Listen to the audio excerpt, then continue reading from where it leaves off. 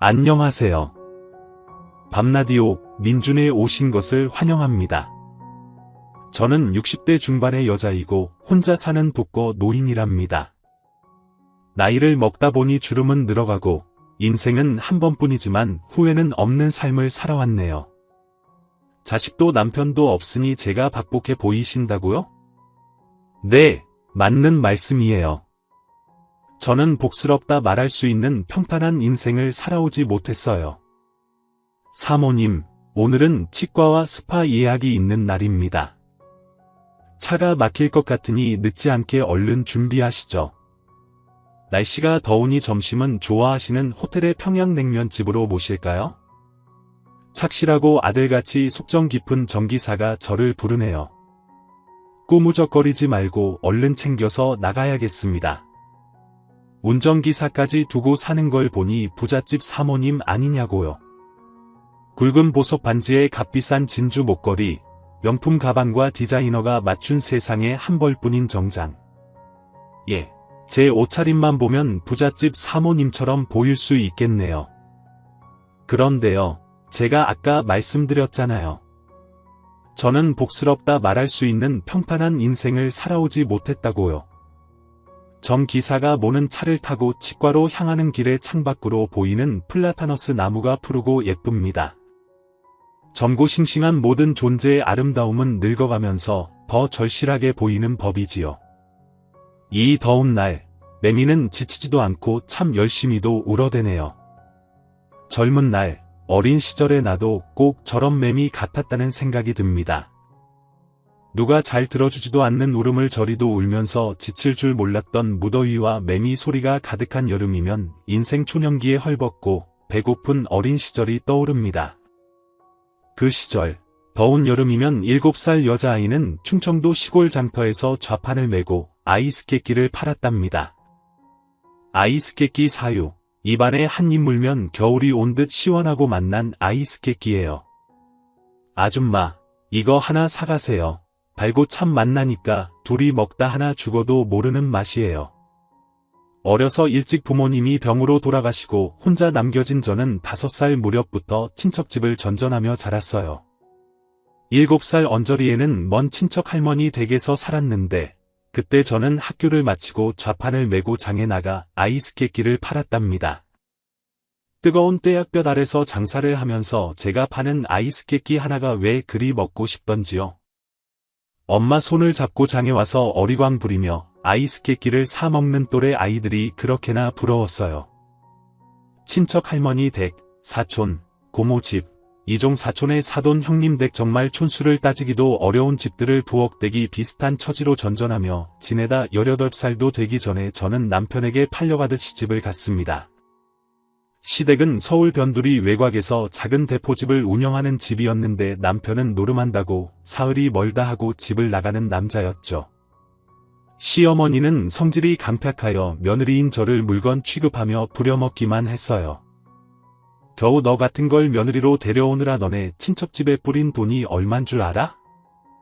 그때 쓴 돈을 회수하려면 내가 안 먹고 안 입고 3년은 일해야 본전이나 찾는다. 알아듣겠니? 빨리 나가서 숯불 피우고 저녁 장사 준비해라. 손님들이 몰려오면 정신없으니까 게으름 피우지 말고 빨리빨리 움직여. 아유, 속 터져. 정말 충청도 출신이라 그런지 왜 그렇게 행동이 굼뜬지 몰라.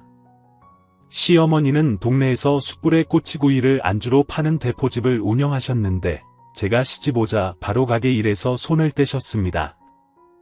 그때만 해도 대포집에 술을 마시러 오는 사람들은 대부분 중년 남성들이었고 그런 남자 손님들을 단골로 만들어야 한다면서 가게 오픈 전에 꼭 저를 화장하고 단장하게 했어요.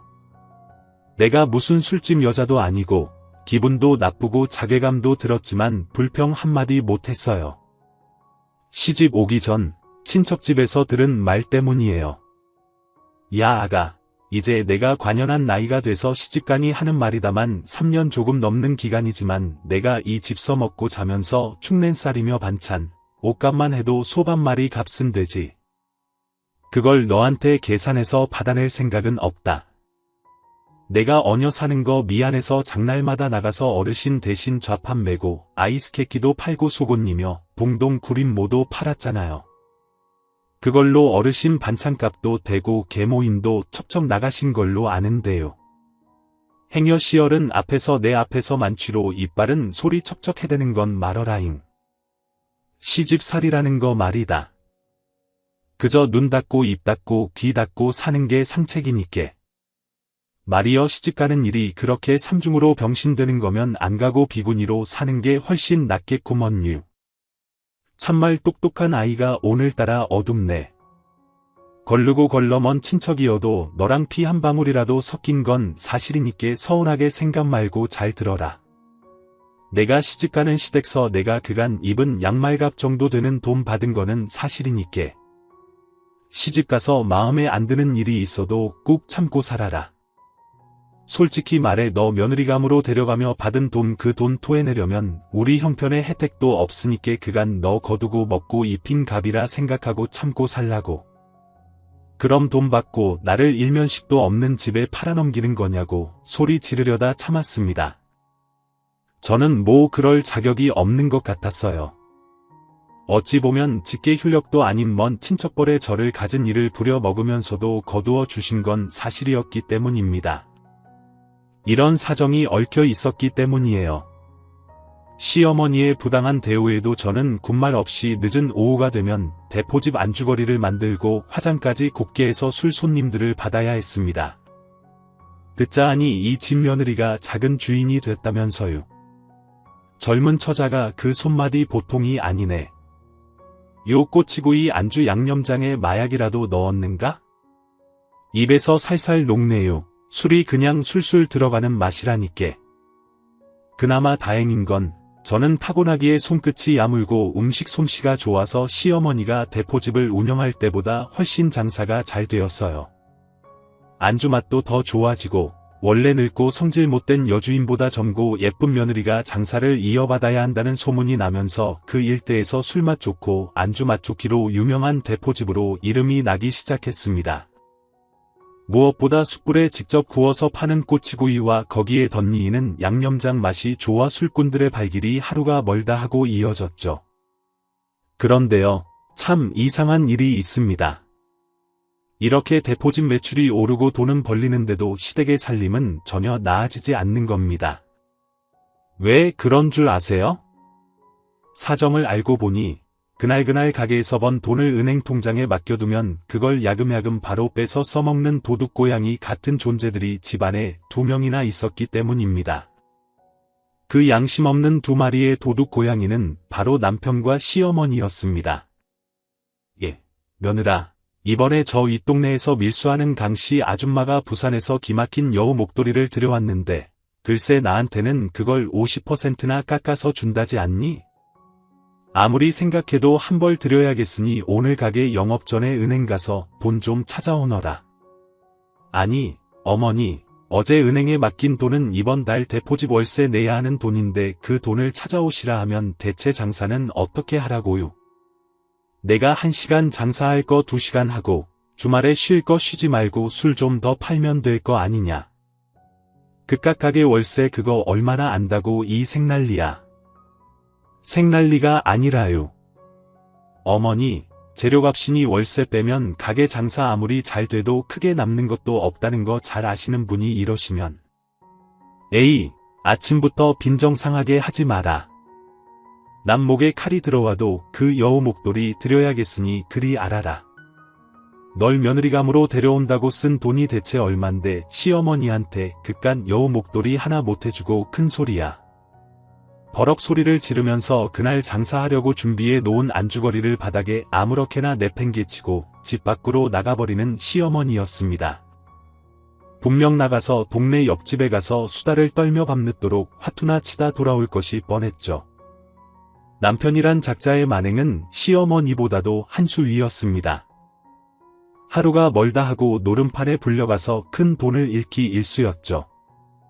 돈을 크게 잃은 날은 집에 와서도 곱게 잠들지 않고 밤새도록 행패를 부리고 술주정을 멈추지 않았습니다. 에이, 마누라, 가서 술 좀 가져와 봐라. 내가 오늘 너무 속이 상해서 잠을 잘 수가 있어야 말이지. 노름판서 돈 잃고 술까지 자셨으면 그냥 곱게 잠이나 주무세요. 뭐 이놈의 여편네가 내가 죽지 못해 환장했나? 뭐 잘난 것도 없이 부엌대기로 전전하던 걸 돈 주고 사와 마누라 삼았더니 남편 공경할 줄은 모르고 뭐가 어쩌고 저쩌고. 당장 술 가져와. 대포집에 널린 게 술일 텐데 얼른. 당신이 이번 달에 노름팔에서 날린 돈만 대체 얼만 줄 알아요? 당신 노름하면서 버린 돈 내가 번번이 메꿔준 거. 그래 그것만 해도 내 사업 몸값은 이미 애진작 넘겼을 테니께. 그만 생색 좀 내요. 뭐 이 거지 같은 여편네가 감히 하늘 같은 남편 앞에서 짝짜리. 남편은 노름을 하는 것도 모자라 술만 먹으면 저를 때리기까지 했습니다. 게다가 제가 시어머니를 대신해 대포집을 운영하다 보니 자연스럽게 남자 손님들과 어울릴 일이 많았는데 그걸 가지고 시비를 걸면서 의처증 증세까지 나타났습니다. 한 번은 한창 장사를 하고 있는데 가게로 찾아와서 다짜고짜 단골 손님의 멱살을 잡고 뒤흔드는 겁니다. 네가 우리 마누라하고 그렇고 그런 사이라며? 동네에 소문 쫙 났으니까 우리 발 내밀 생각 마라. 지금 대체 뭐하는 짓거리여요? 그분은 단골분들 중에서도 제일 점잖은 수학 선생님이시라고요. 당장 그 손 놔요. 인연이 진짜 이 기생오래비 같은 놈하고 눈이 맞았구만. 내년부터 내가 오늘 적초해야겠다. 남편은 그날따라 눈이 휘가닥 뒤집히며 저의 머리채를 잡아 끌며 가게 안에서 한바탕 난동을 피웠습니다. 노름판에서 큰 돈을 잃은 날일수록 남편의 폭력성은 더 잔인하고 거칠어졌습니다. 전 남편의 행동을 보고 오늘도 이 인간 어디 화투판에서 큰 돈 날리고 왔구나. 그 화풀이를 또 이렇게 지저분하게 하는구나. 지레짐작할 뿐이었죠. 남편은 미친 사람처럼 주먹을 휘두르더니 그 점잖기 짝이 없는 수학 선생님 단골 손님의 얼굴엔 시퍼런 멍자국이 남을 정도로 폭행을 가했습니다. 그런데요, 하필 남편에게 폭행당한 피해자, 그 수학 선생님의 아버지가 관할 경찰서장이었던 겁니다. 남편은 구치소에 수감되었고 저는 차라리 다행이다 싶었어요. 남편이란 작자 저렇게라도 감옥 생활을 하면서 정신을 좀 차려야 할 사람이라고 생각했거든요.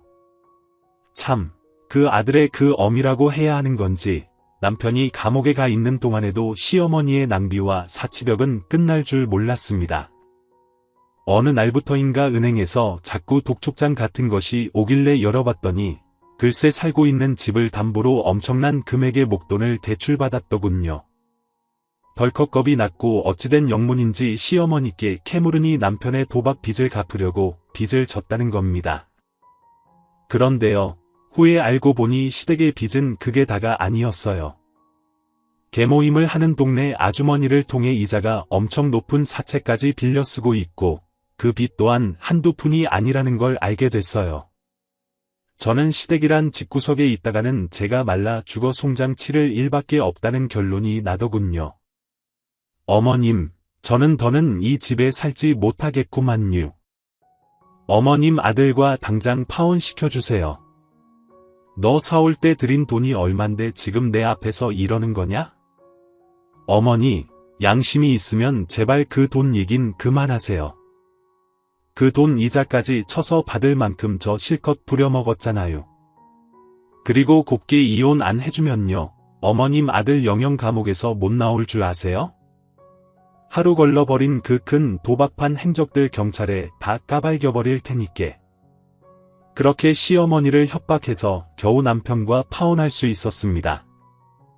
혼인신고도 하지 않고 그렇게 어영부영 시집살이를 했기 때문에 결혼 생활 정리는 복잡하지 않았습니다. 불행 중 다행이라 해야 할까요? 그러나 파혼 후에도 저의 삶은 순탄치 못했습니다. 겨우 모은 종잣돈으로 조그맣게 식당을 차렸는데 글쎄 부동산 업자에게 사기를 당해 권리금과 전세금을 홀랑 날려버린 일도 있었습니다. 그때 정말 아무리 발버둥치고 열심히 살려고 해봐야 되는 일 하나 없이 박복한 팔자라는 생각을 지울 수 없더군요. 약국마다 돌며 수면제를 모아 눈을 질끈 감고 삼켰습니다. 그런데 주인집 할머니가 다음날 아침 그날따라 일찍 일어나셔서는 김치찌개를 평소보다 많이 끓였다고 저한테 같이 아침을 먹자고 방문을 열었다가 저를 일찍 발견하셨어요. 그렇게 저희 첫 번째 자살 시도는 실패로 돌아갔습니다. 얼마 되지도 않는 가진 돈을 전부 잃고 저는 조그마한 선술집에 주방 아줌마로 취직을 했어요. 배운 게 도둑질이라고 그 끔찍했던 시집살이를 하는 동안 잘하게 된 일이 안주 만드는 일이었기 때문입니다.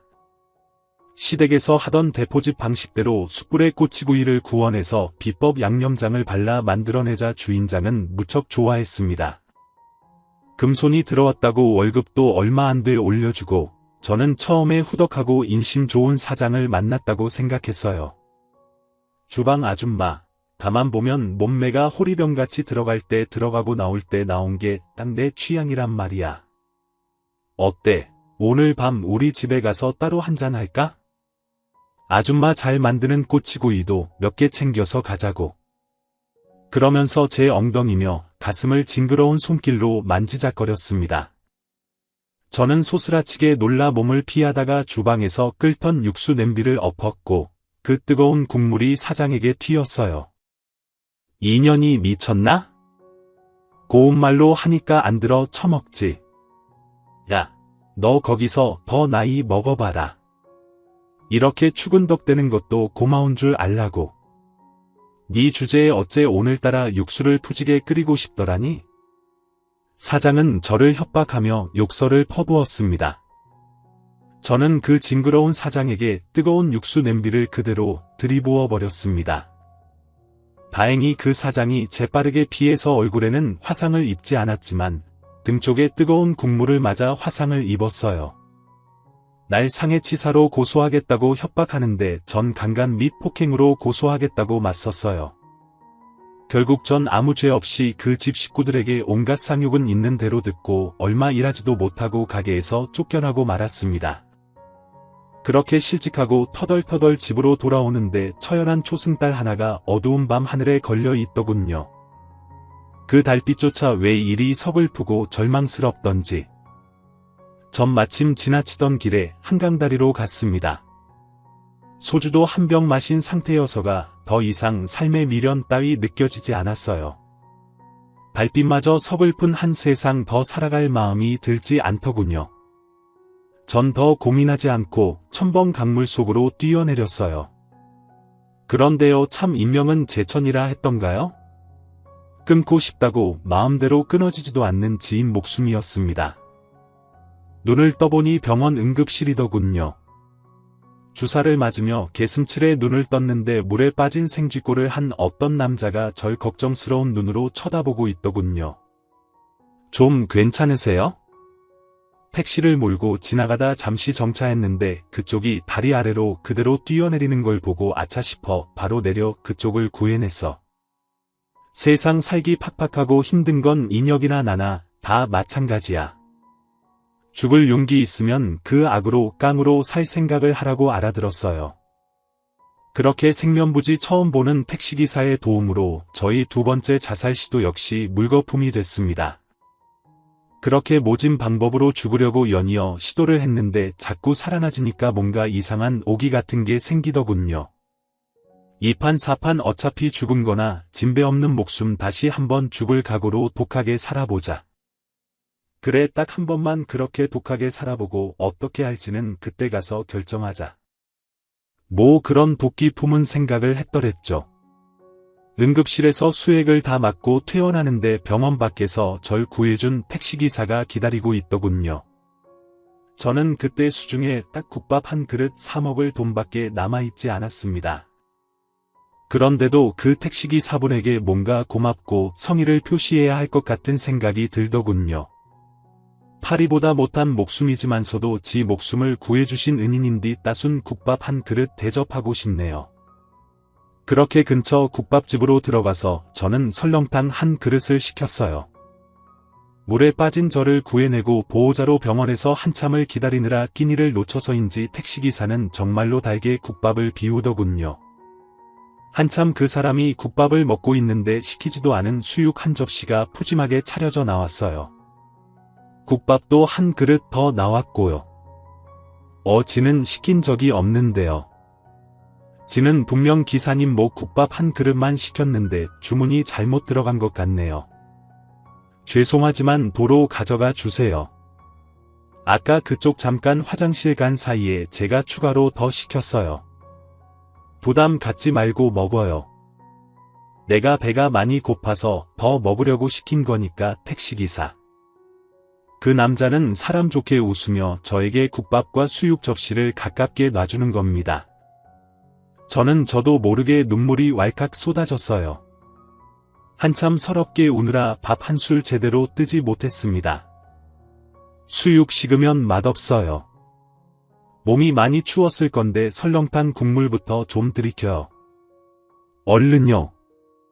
전 그렇게 생전 처음 부른 택시기사의 따뜻한 도움으로 그날 따뜻하게 저녁 식사까지 대접받고 몸을 회복하게 되었네요. 그래서 이 택시기사와 어떻게 되었냐고요? 어떻게 되긴요?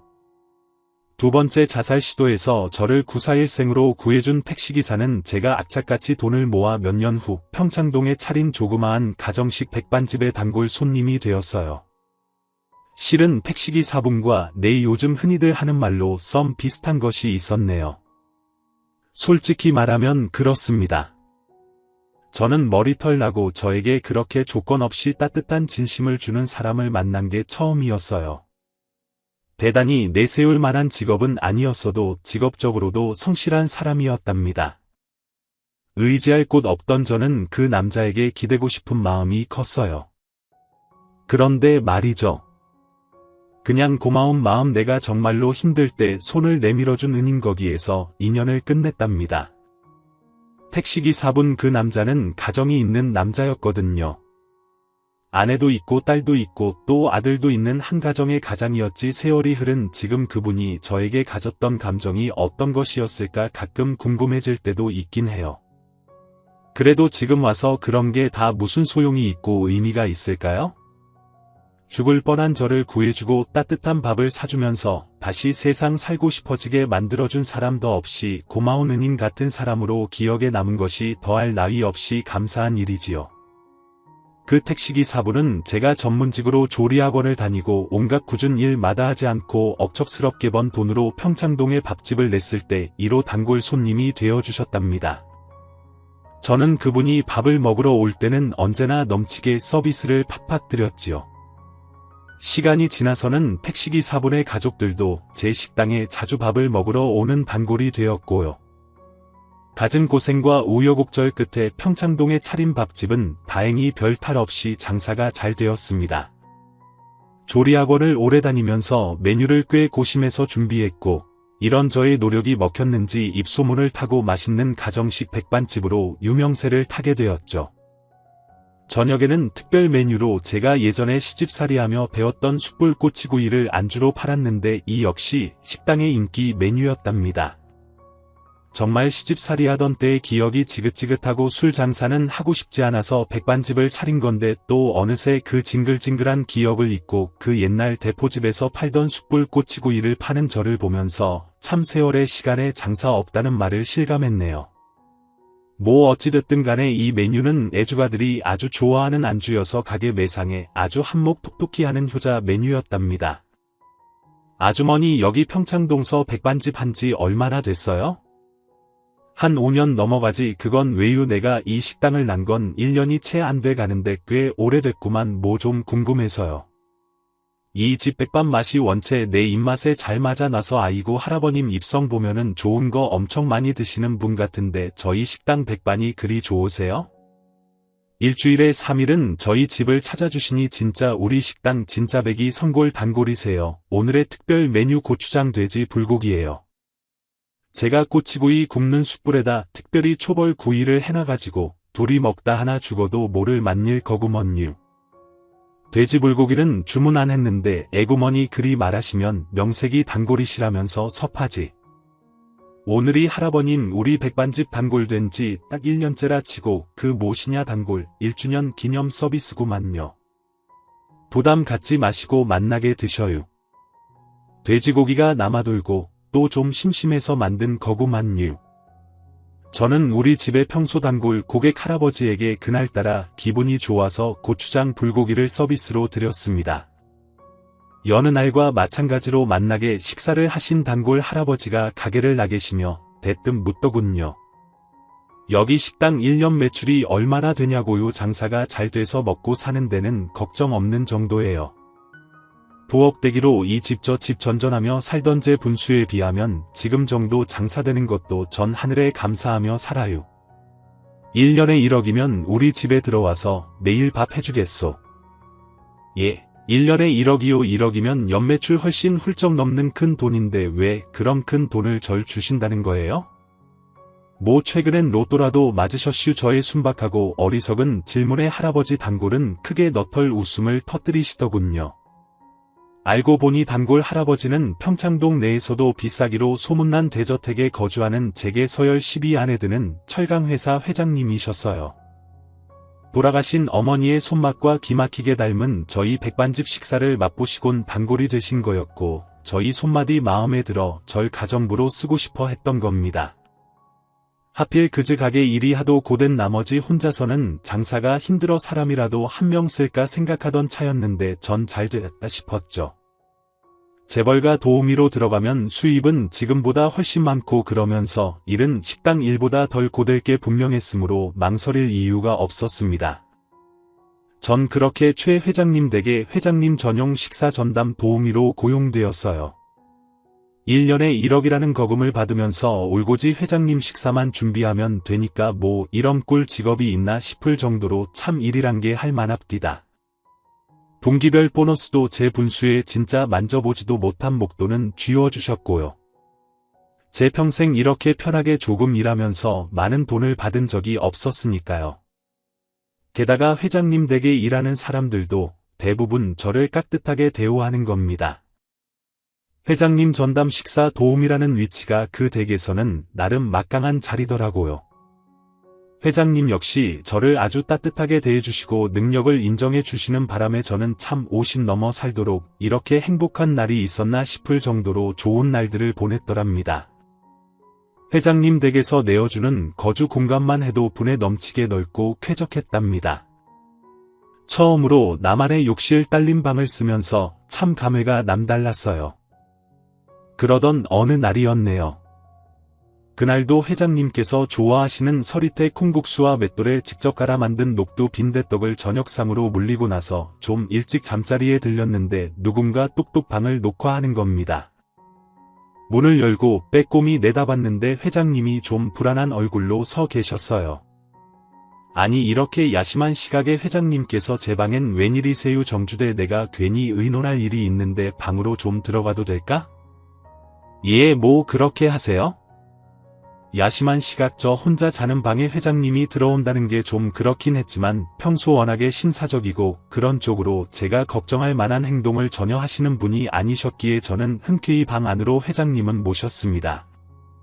게다가 회장님 댁에는 집에 거주하며 일하는 사람들만 7명이 넘었는데 그들 중 누가 제 방 앞으로 늦은 시각 회장님과 단둘이 시시콜콜 얘기를 나누는 모습을 보이는 게 더 뒷말이 나올 상황이라는 걸 알고 있었거든요.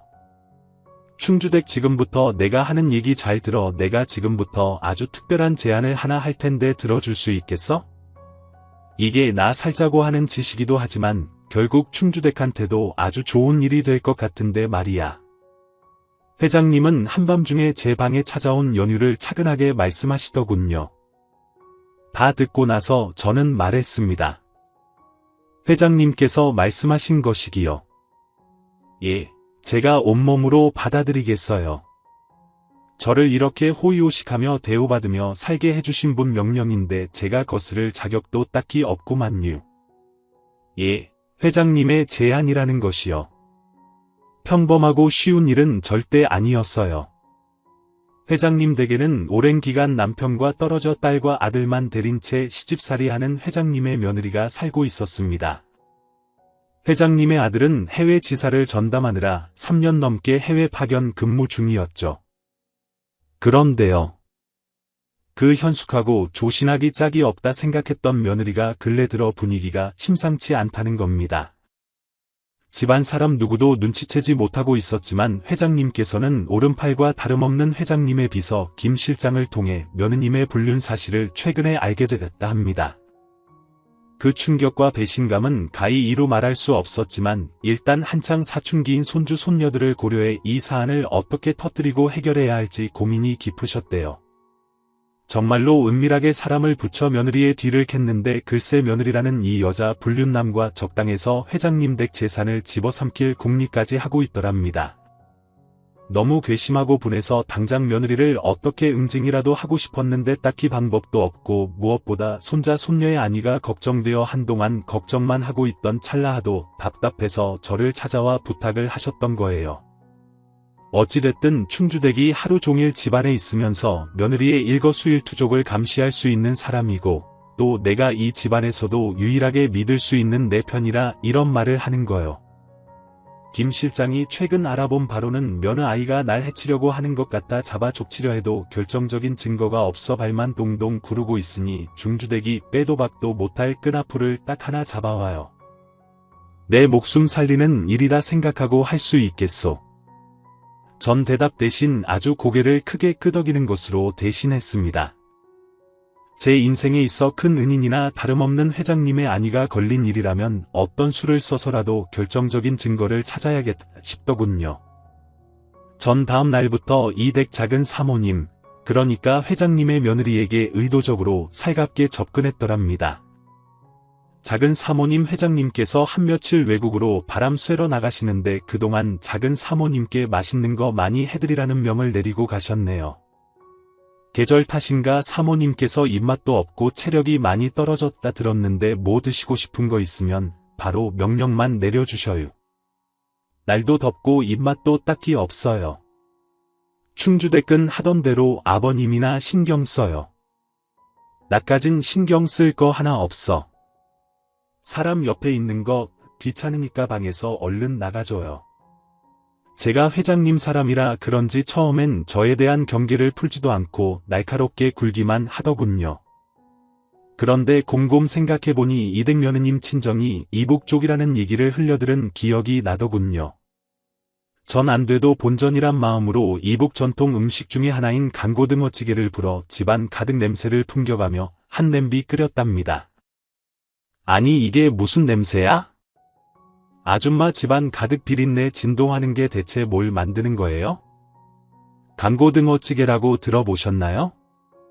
저희 먼 친척이 이북 사람이라 가끔 저 어릴 때 이걸 만들어줬는데 맛나게 먹었던 기억이 나서 그만 냄새 역하시면 바로 다 버릴게요.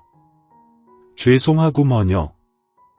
아니에요. 누가 버리라고 했어요. 가만히 있어봐요. 한번 맛이나 보게. 강고등어찌개 아는 사람이 별로 없는데 충주댁은 참 별걸 다 아는 사람이네요. 작은 사모님은 그렇게 제가 만든 강고등어찌개의 맛을 한번 보더니 아니나 다를까 얼굴에 화색이 돌며 밥 한 그릇을 앉은 자리에서 다 비우더군요. 평소 깨작깨작 지배력만큼 식사를 하나마나 하는 양반인데 제가 만든 강고등어찌개가 맛이 좋기는 했나 봐요. 강고등어찌개라게 이북 전통 음식인데 비리지 않고 시원하고 칼칼하게 끓여내기가 쉽지 않은 음식입니다. 그런데 제가 뚝딱 만든 그 이북 전통찌개를 한 사발 잡숫고 며느님께서는 누가 업어가도 모르게 잠이 들어 버리셨죠? 물론 이유는 있었습니다. 제가 강고등어찌개 안에 잠이 좀 잘 오는 약을 살살 뿌려놨거든요. 평소 엄지손가락 지문으로 휴대폰에 잠금장치를 해두는 며느님 버릇을 알고 있던 저는 일단 회장님 며느리의 휴대폰 안을 샅샅이 훑어볼 수 있었어요. 불륜남의 정체와 직업, 신상 등을 죄다 알게 되었죠. 저는 그런 증거들을 일단 제 휴대폰으로 모두 캡처해 두었어요. 휴대폰의 문자며 통화 기록들을 살펴가는데 글쎄 경악스럽고 끔찍한 사실 하나를 발견했습니다. 9월 15일 청평 리조트 최 회장 전용 라운지 라운딩 돌며 세 번째 휴식 타임에 사고 예정. 나머지 문자들을 샅샅이 찾아보니까 글쎄 그 적어놓은 날짜에 회장님이 골프를 치는 동안 골프장 내 이동 차량의 브레이크를 일부러 고장 내온 뒤 회장님 혼자 그 차를 타게끔 한다는 계획이 적혀 있더군요. 회장님 며느리와 그러한 끔찍한 범죄를 의논하는 상대는 회장님 댁 전용 골프 선생인 남자 프로 골퍼였어요. 큰 대회에서 여러 번 화려한 성적을 거두면서 매스컴에서도 꽤 이름난 골프 선수인 그는 최 회장님 댁 사람들에게 골프 개인 레슨을 해준 지 10년이 넘어가는 거의 가족과 같은 존재였는데 바로 그 골프 선생과 회장님 며느리가 바람이 난 거였습니다. 그리고 설상가상 그 골프 선생과 짜고 회장님은 골프장에서 사고사하게 만들려는 끔찍스럽기 짝이 없는 범죄 계획을 세우고 있던 겁니다. 저는 당장 캡처한 모든 정황들을 회장님 휴대폰으로 전송했습니다. 외국으로 한 며칠 가 있겠다고 일부러 집에서 나가 계셨던 회장님은 근처 호텔에서 투숙하시다 바로 집으로 귀가하셨죠.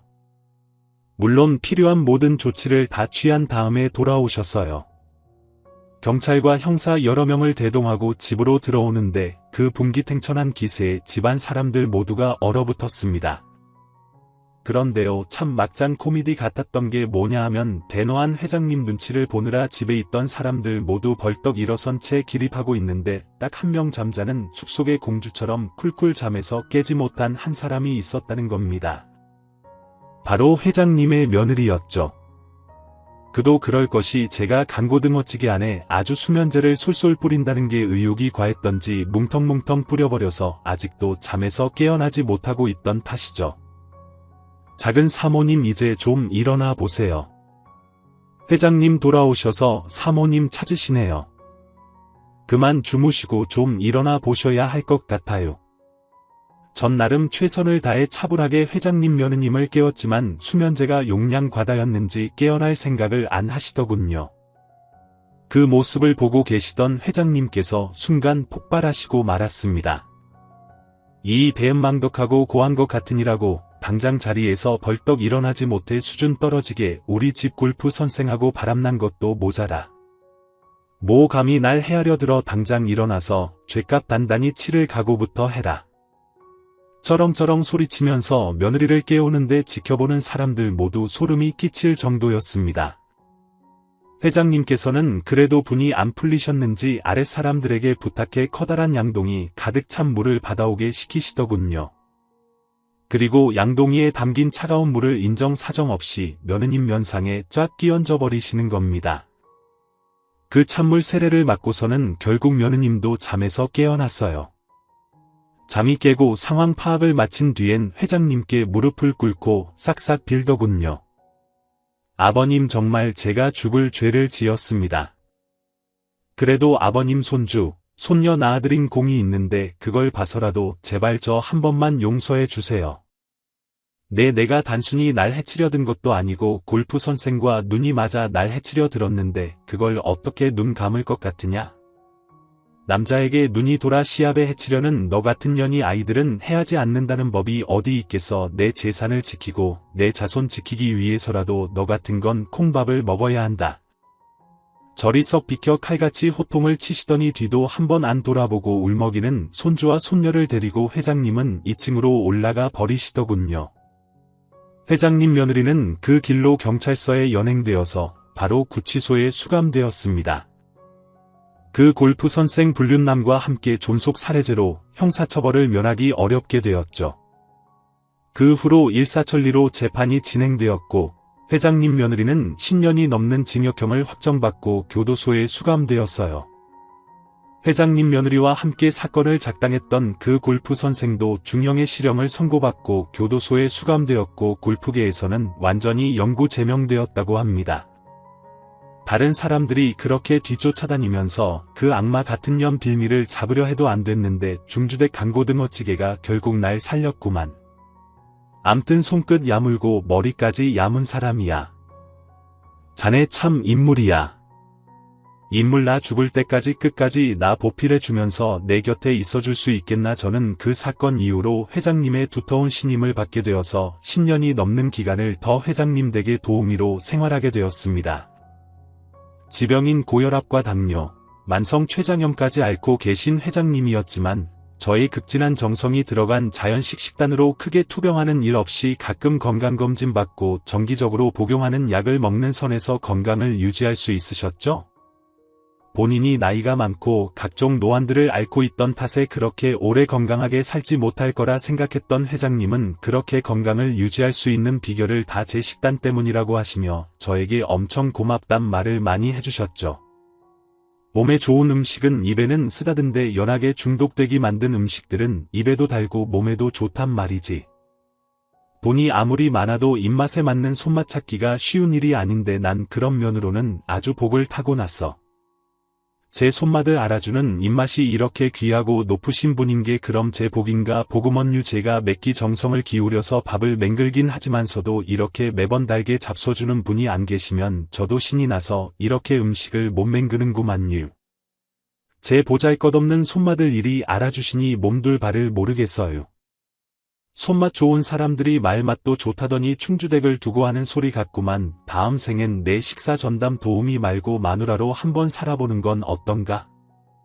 아이고 회장님 누가 들으면 노망났다 흉보겠어요. 어찌 지 같은 보잘것없는 여자한테 그런 농을 던지시나뮤. 행여 거짓부렁으로라도 그런 농담은 마세요. 그런 얘기를 하면서도 절대 이상한 쪽으로 선을 넘거나 음흉한 행동을 하는 일이 절대 없는 신사적인 회장님이셨습니다. 여지껏 살아오면서 저는 저를 돈으로 보거나 이용하려는 사람들, 이유도 없이 무시하고 구박하는 사람들만 줄창 만나다가 보잘것없는 제 음식 솜씨를 그렇게 귀한 재주로 인정해주고 또 다른 사람들까지 저를 황 여사님이라 부르며 존중받게 해주는 회장님이라는 존재가 더없이 감사했지요. 그렇게 그 며느리 사건 이후 10년 동안 회장님은 크게 아픈 곳 없이 행복한 일상을 보내다가 어느 신선한 가을날 밤 평소 좋아하는 소설책을 읽으시다 주무시듯 돌아가셨습니다. 정말이지 평화로운 자연사가 아닐 수 없었죠. 회장님 장례식을 치르고 평소 유언에 따라 49제까지 제가 도맡아 치른 뒤 회장님 댁을 나오는데 평소 회장님의 오른팔이었던 김 비서가 따라 나와 제게 인사를 하더군요. 왕 여사님 그동안 최 회장님 모시느라 고생 많으셨습니다. 게시 거처가 적힌 주소하고 이건 회장님께서 황 여사님께 유산으로 남기신 건물 등기 문서입니다. 예, 등기 문서유. 제가 뭐 대단히 한 일이 있다고 건물식이나 전 긴가인가 한마음에 등기부 등본을 열어보았는데 정말 너무 깜짝 놀라고 말았습니다. 세상에 서울 한복판 그것도 인사동 가장 중심가에 위치한 시가 200억이 훌쩍 넘는 건물을 제게 증여하셨던 겁니다. 저는 믿기지 않아서 그 등기부 등본을 보고 또 보았지요. 아무리 눈을 씻고 다시 쳐다봐도 그 건물 주인의 이름은 황말순 제 이름 석자가 맞더군요. 특별히 대단한 일을 한 것도 아닌데 이런 큰 유산을 받게 되다니 솔직히 실감이 잘 나지 않더군요. 10년이 훌쩍 넘는 기간 동안 회장님 댁에서 받은 월급과 대우만 해도 분에 넘치는 것이었는데 이런 대단한 거액의 유산을 받게 되고 보니 제 분수에 맞지 않는 일이라는 생각까지 들었어요. 회장님께 유산을 전해받고 며칠이 지나지 않아 전 충청도 산골의 부모님 산소를 아주 오랜만에 찾아갔어요. 허니 아버지 잘 지내셨어요? 무심한 딸내미가 한동안 먹고 사느라 바빠 또 한동안은 이일 저일 복잡한 일이 치여 사느라 너무 오랜만에 찾아왔죠. 죄송해요. 한때 사는 게 너무 힘들어서 울 부모님은 죽어서도 나 같은 건 살피지도 않는가 보다 욕하고 원망한 적 많았는데 이 불효 자식 용서해 주셔요. 어느 곳에 계시건 저 불쌍하다고 잘 살아야 한다고 아무리 사는 게 힘들고 사람들에 치여 힘들어도 사는 걸 포기해선 안 된다고 그렇게 말씀하고 싶었던 거지요. 잡초가 무성한 부모님 산소를 보니 눈물이 왈칵 쏟아지더군요. 잘 먹고 잘 살게 되었는데 아니 이제 누구보다 부자가 됐는데 제 곁엔 부모님이 안 계시고 가족 하나 없다는 게 참 서글프더라고요. 그래도 그 고생 끝에 이렇게 제게 큰 유산을 주신 건 뭔가 뜻이 있어서라는 결론을 내렸답니다. 해서 저는 이렇게 값진 재산을 좀 뜻깊게 써보자고 많은 궁리를 했답니다. 지금은 저처럼 어려서 고아가 된 소녀들을 대상으로 학비도 지원해주고 공동 보금자리를 만들어 집과 같은 환경을 만들어주는 장학 사업을 하고 있어요. 사람이 싫고 사는 게 싫어 죽으려고 결심했던 저였는데 이렇게 기사회생으로 살아나 이제는 어려운 사람들을 돕고 살고 있다니 참 기적 같은 일이 아닐 수 없지. 포기하고 싶은 순간마다 그래도 마지막이라는 생각으로 버텨왔던 게 오늘의 나를 있게 한 동력 같기도 합니다. 나쁜 일 끝에는 좋은 일이, 악인 끝에는 선인이 온다더니 돌이켜보면 제 인생이 그러했던 것 같습니다. 그러니까 여러분도 포기하지 마시고 내일을 기대하세요. 오늘의 불행이 내일 행복의 씨앗이 된다는 믿음 버리지 마시고 오늘도 파이팅입니다. 감사합니다. 오늘 준비한 사연은 여기까지입니다. 재미있게 들으셨다면 구독과 좋아요, 알림 설정까지 눌러주세요. 그럼 저는 다음 사연으로 찾아뵐게요. 오늘도 건강하고 행복하세요.